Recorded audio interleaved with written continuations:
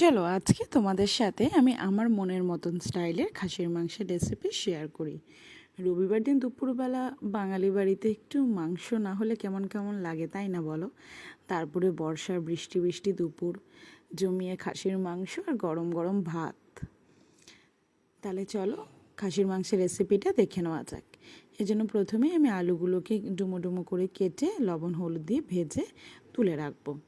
এরপর খাসির মাংসগুলোকে নিয়ে ভালো করে ধুয়ে তাতে স্বাদ মতো লবণ হলুদ একটু লঙ্কার গুঁড়ো আর আদা কাঁচা লঙ্কা বাটা রসুন বাটা কয়েকটা পেঁয়াজ কুচি দিয়ে ভালো করে মেখে 40 থেকে 45 মিনিট মতো রেখে দেবো।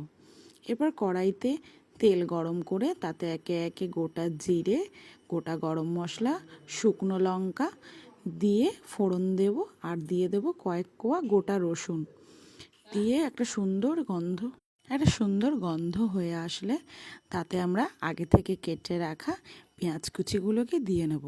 দিয়ে একটু কিছুক্ষণ নেড়ে দিয়ে দেবো কয়েক দানা চিনি, এতে কালারটাও খুব সুন্দর আসে আর পেঁয়াজটা খেতেও একটা আলাদা টেস্ট হয়। তারপরে পেঁয়াজটা দেখো একদম লালচে লালচে ভাজা হয়ে আসলে দিয়ে দেবো আদা লঙ্কা বাটা জিরে বাটা আর রসুন বাটা দিয়ে বেশ কিছুক্ষণ ধরে একটু কষাবো।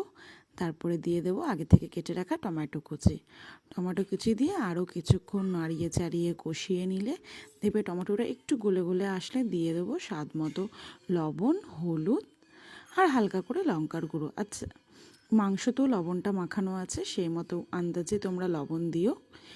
এরপরে দিয়ে দেবো ম্যারিনেট করা সেই মাংসটা দিয়ে বেশ কিছুক্ষণ ধরে লো টু মিডিয়াম আঁচে বেশ কষাবো। কষিয়ে যখন পুরোপুরিভাবে তেলটা ছেড়ে আসবে তারপর প্রেশার কুকারে দিয়ে তাতে উষ্ণ গরম জল আর আলুগুলোকে দিয়ে যে যা স্বাদ মতো অ্যাভারেজ 3টে সিটি, এটা মাংসের উপরও অনেক সময় ডিপেন্ড করে, দিয়ে নেব।